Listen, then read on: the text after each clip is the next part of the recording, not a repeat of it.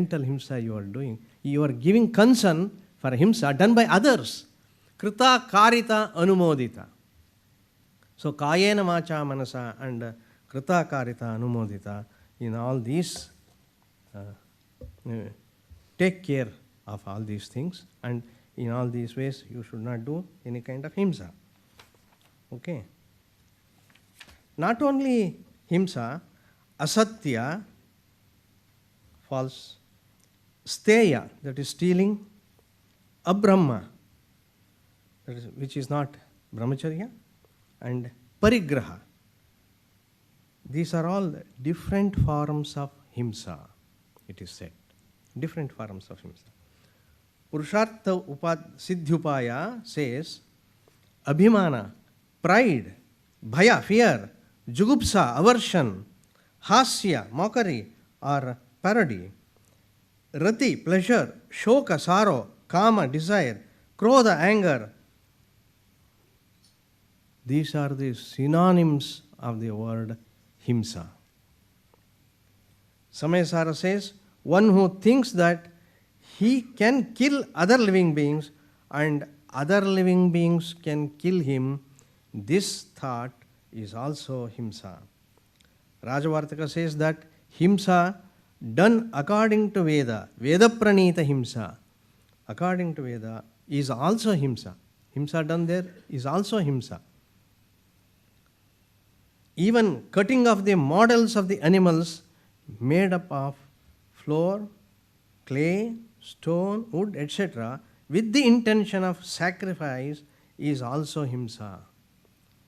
There is one kavya, Yashodhara Charita, where Yashodhara, to get rid of some bad omens, after the cessation of his mother, he gets ready to kill a cock made of a flour. But he had the intention of killing an animal in the form of a flour cock. That because of that intention of killing, he has to take 7 births after the death. To narrate, even the Sankalpa Himsa is bad, and that is the most worst thing. Double superlative degree I am using. The worst possible thing is that, intentional. Accidental is something different. Intentional is very severe. The Yashodhara Charita is being mistaken that Madhvacharya, instead of killing the actual animals, he introduced giving the sacrifice of the models made up of flour and other things. Only to protest it, they have written Yashodhara Charita. It is a wrong opinion. Yashodhara Charita has a history of some 1500 years. So, to avoid intentional himsa, it is written that Yashodhara Charita. How far they go means in the Ashwayujamasa, no, in the Jivadayashtami is being observed in the Dasara festival. Among the non-Jains or the Hindus, they observe Durgashtami on the 8th day. Durga Ashtami, how many thousands of animals being cut off and sacrificed. On the same day, these people, they observe Jivadaya Ashtami. On that day, they read the Yashodhara Charita in their temples and in their organizations, and they go on fasting on that day. So to that extent they have gone. With the intention of sacrifice, doing this is also ahimsa. Killing the cruel animals, take this. There are cruel animals, killing our animals. Domesticated animals are being killed by cruel animals. So, to avoid this, I am killing this cruel animal, the tiger or the lion I am killing. That is also himsa. all living beings should die their own death, and we have no right to take off their life. They say like this. What is the duty of a king in then? If he is protecting the people, to protect his people or his men and material, if he is killing or telling them to others to kill, is also accordingly he is getting that demerit. It is said there is no compromise at all. They go to that extent, and thinking that there is an animal which is suffering. So as an act of mercy killing, dayamarana, if you are killing an animal, that is also not accepted here. Allow it to die its own death. Dayamarana is not appreciated in Jaina theory.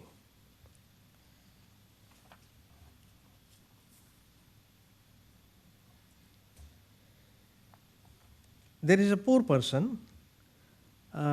He wants to give donations and do some religious activities. For that, in an illicit way, he earns money and he gives donations. And we are seeing in the society, see the history of the donors and others. Yesterday, you, madam, raised that. So, it is something like, you gave a beautiful example. You take your bath cleanly, make your body pure, then you pour dust on your body. You are doing it. So, only with the purpose of giving donations and doing some religious activities, you are earning money, going out of the way is also himsa, it is said. With your act, whether the animal die or not die, when you have the intention of hurting it or killing it, himsa is there. Even if the animal or that living being don't die also, you have that demerit to your account. Ahimsa is the creed of Jainism. Ahimsa has been an important principle in the history of human civilization. It has been a moral principle in Indian thought and religion. In the history of Indian thought, ahimsa arose out of needs of resisting the excesses of violence performed in the name of religion and for the sake of salvation at the time of sacrifices. However, a gradual awareness of undesirability of animal sacrifice was being felt at the time of Upanishads. The Jains made ahimsa the most fundamental principle of their religious life. They made systematic analysis of the principle almost to the point of making it a science. All other moral injunctions are subordinated to ahimsa. But the Jaina theory and practice of ahimsa has been often been misunderstood. It is necessary to see Jaina view of ahimsa in its full perspective. For the Jains, non-violence is not the policy of the weak. It needs self-control. A self-controlled man is free from fear of doing injury and injustice. The basis of ahimsa must be self-confidence and peace of mind. Somadeva enumerates the qualities that should be cultivated to realize the ideal of ahimsa, the qualities, and also in every day the ardent followers of Jaina faith, Shraddhavan, Jain Shravaka, they recite a mantra every day. Satveshu Maitri, Gunishu Pramodam, Klishteshu Jiveshu Dayaparatvam, Madhyastha Bhavam Tad Viparita Ruttav. Let these qualities come to me, let it stay in my Atma. They pray like this. See, Maitri, Pramoda, Karunya, and Madhyastya. Somadev Suri in his Yashastilaka Champu, he says, Maitri, a disposition not to cause any suffering to any living being in mind, body, or speech, Be friendly to all. This is Maitri. Satveshu Maitri. Gunishu Pramodam. Affliction coupled with respect for men of eminent for their virtues and religious austerities. Karunya, Klishteshu Jiveshu Dayaparatvam, Karuna Bhava. This Karunya will help the poor and sufferers.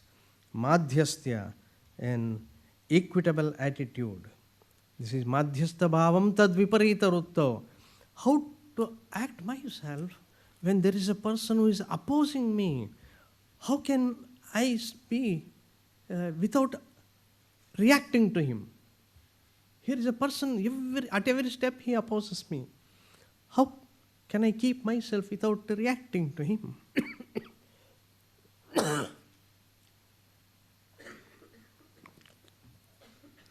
So, these thinkers, I don't want to call them acharyas, they are the thinkers actually. They say, be indifferent to the people who are opposite to you.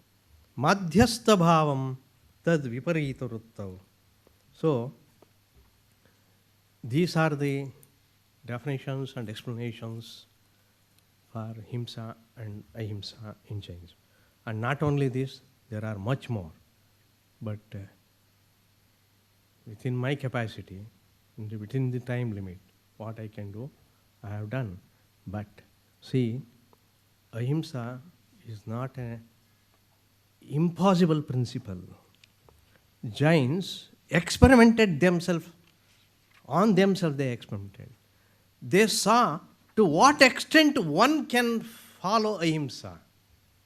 To what extent? According to your capacity. See, somebody comes and asks you, give some donation. According to your capacity, please donate for this noble cause. They say. That millionaire takes a 100 rupee note and tells, this is my capacity. So, Shaktyanusara, this is my capacity. Or 1,000 rupee note he gives, this is my capacity. This is not the capacity. Without hiding your capacity, you act. Without hiding your capacity of observing non-violence, you be non-violent. Namaskara. I took the courage of presenting this paper that I can answer all the questions to the people with the courage that there are so many scholars who can answer to them. That is very good. I noticed that you didn't do himsa to the allotted time. Ah, yes. Oh, You didn't do, you were within 30 minutes. 30 minutes. There was no himsa. See, I have given samayadana. I have donated time. My question, I think, is probably a little bit sophistic. Huh. Can we say that it is violence and it is not violence? Can we apply the Syadvada to an act? See, that is intellectual non-violence. Intellectual non-violence. See, whether it is... Yeah, what I'm trying to say is that if it's violence, it is violence. Yeah. And would it be the case that the Jainas make no compromise as far as violence is concerned? Yes. Which means that I cannot apply Syadvada to it and say from one perspective it is violence and from another perspective it is not violence. Then you have a problem, I think. See, that without misinterpreting the essence of the theory of ahimsa, we should interpret it, without misinterpreting it. See, what the code of conduct, what the injunctions say is right. What is said in the code of conduct is right, is important. But what is not said is more important because we have to use our wisdom. This is my understanding. Yeah, just to be a little provocative, one could say that this some of the Jaina view on everything being violent is slightly rhetorical. I'm just saying it in the sense of if you compare it, say, to Christianity. Now they take it very seriously that we are fallen beings, let's say. That there is a sort of huge amount of guilt in being human, in the Christian view, right? So here I feel like on the one hand you say, even if I'm walking down the road, I'm killing animals, but I find it actually very fascinating that actually Jainas don't feel particularly guilty about very much. Like it's very different from a kind of Christian view, where we are really fallen and we are really well, whatever. There's an original sin, and so I'm just asking this. It's actually here part of the evil or the rhetoric of evil actually seems quite rhetorical, and for me that's good because it just gives you some sort of moral orientation to reduce himsa. But actually, at some very basic level, there's no real problem. I mean, you're not really. I'd just like your thoughts on it. We're not fallen beings in any real way. I mean, there's far more agency or freedom or whatever.